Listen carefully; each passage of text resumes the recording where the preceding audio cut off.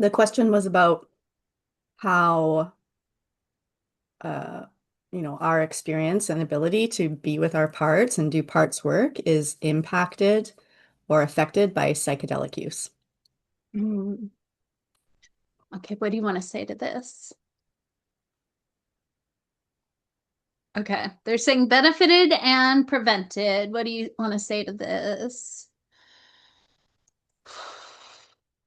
They're saying there's a wide range within this, and it depends on a lot of things. Dosage, substance, the parts within the individual system. They're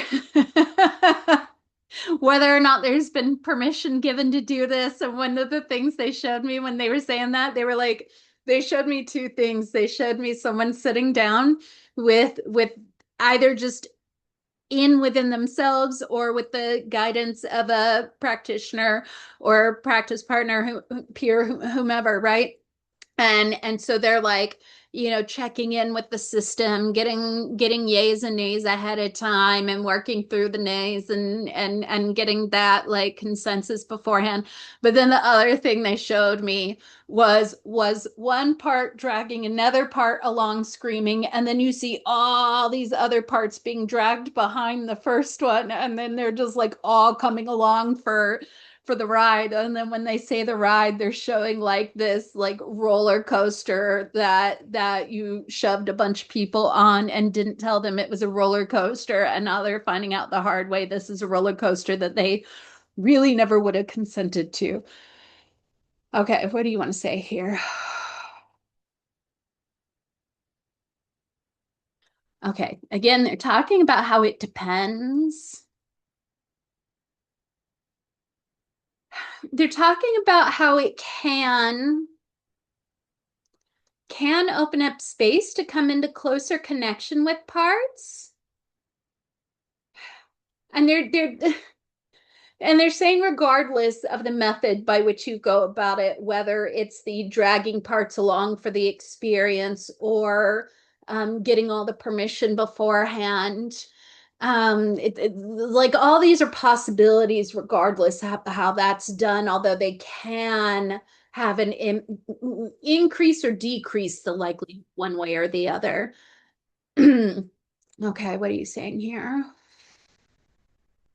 You're saying it again, it can open up space to connect with parts, to connect more deeply with parts, connect more heart to heart with parts. It's like it can allow the self energy to kind of elevate. Huh. It's interesting. They're just kind of showing like the self energy just kind of rises to the surface more. Huh. That's very interesting. And instead of it feeling like it's shoving other parts down, it just sometimes it allows the self energy just surface more. Other times, other times it can cause extreme managers to come online. And they're talking about extreme managers that may or may not be present in everyday life. Like they're talking about extreme managers that are sometimes dormant. What do you mean by this? Like maybe ones that are hidden or subtle or maybe don't need to come out often. And then sometimes they come up big time here.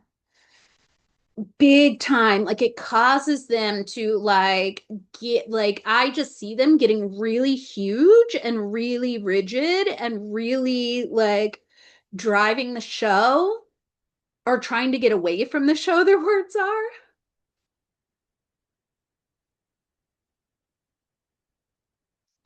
Okay, and then they're talking about deepest connection. What are you saying with this?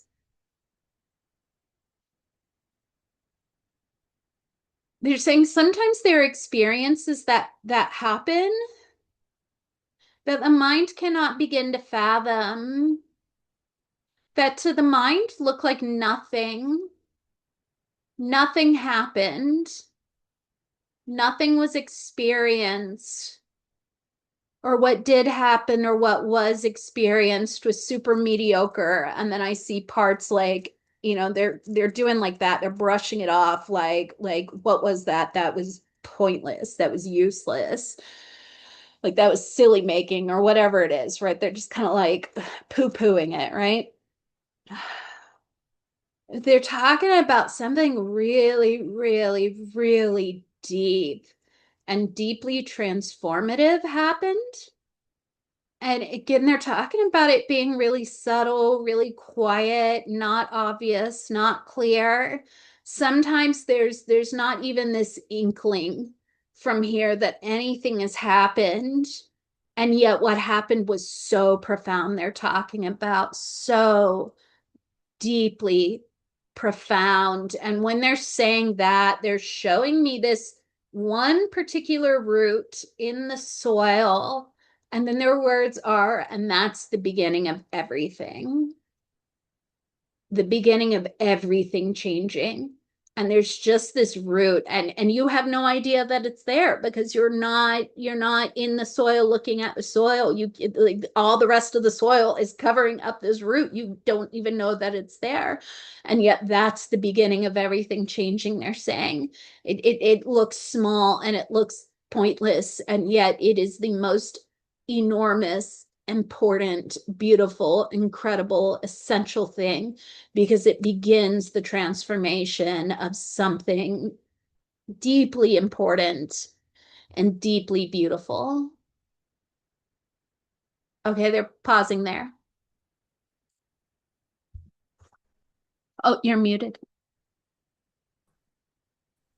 So, yeah, that's really beautiful. Thank you. My clarifying quali follow-up question would be, what about the difference between someone who has done or had any sort of psychedelic experience in the past, whether it was like a facilitated, conscious, intentional, or I don't know, I was 16-year-olds and I did mushrooms, whatever. There's been like an access point through psychedelic experience in the past. And now I'm at this point in my life where I'm going to start to do parts work versus someone who's never had a psychedelic experience in the past and they're going to do parts work. Is there any different ability or, yeah, like ability to engage in parts work because of that? Okay, what do you want to say to this? Okay, they're saying yes and no. Okay, what are you saying with this? Okay, they're talking about the yes. Mhm. Hmm. Okay, they're talking about the beautiful root. And they're talking about how, like in this example, it may be opening up to self-connection, period, they're saying.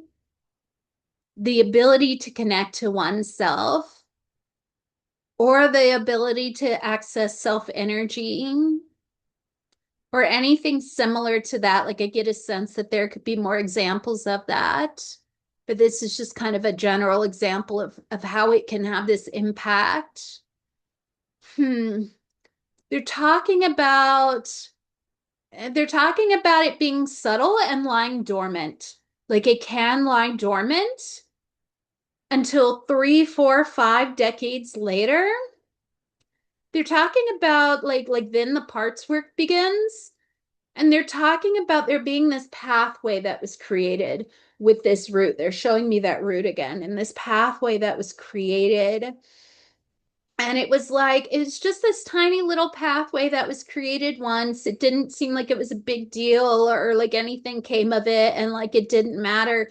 But there's something about that being there, about that having happened, that imprint being there, that pathway having been created, that opens them up to being able to transform in this way.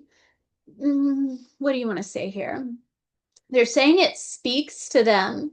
It calls to them. Like maybe it's that thing. Then when they hear about parts work, that they their words are that the person may go, oh shit, I got to do that. It's like a light goes on, like something clicks for them, whether it's conscious and it's a light bulb up here, or it's just something in their heart draws them forward. Like they're showing an example of a friend of mine. I had told her a little bit about IFS, and I remember the way she just, the look on her face, the energy she was holding as she just stared at me as I told her, and she just nodded. And it was like her whole, the all the energy of her body, it was like drawing her forward to it. And then she wanted to try it out with me. So we started working together. And then it turned out like she didn't even really remember what I'd said and all this stuff. And it was like her parts didn't have a clue, like they didn't get it at all, but it was something deeper in here that was like, they're saying it was her soul calling her to it. And they're saying it was possible because of an experience like that. Like again, they're talking about that pathway to that, they're saying like for her to that soul calling, that pathway that was created that opened up that possibility to being open to it. It opened them up to be able to say yes. Okay, and then they're coming over here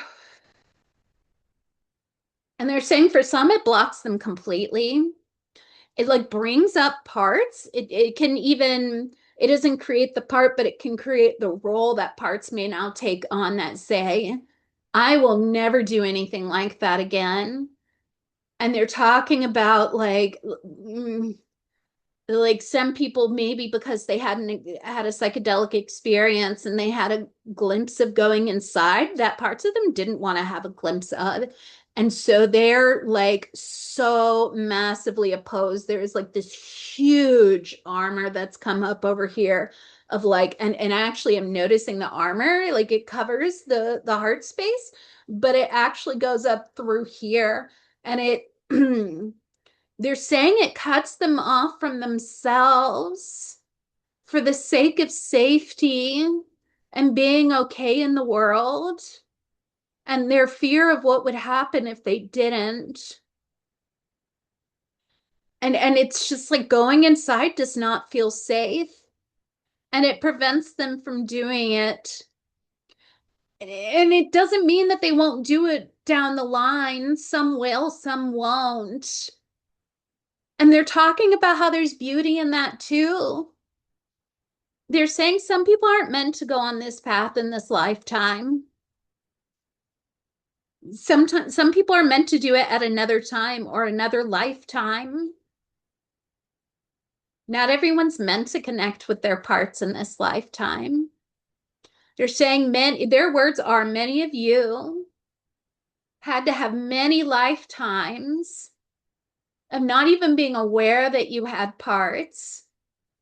So that way you could come into this lifetime, and at this time, when it was to your greatest advantage, begin to connect with your parts and love them deeply in exactly the way they needed to be.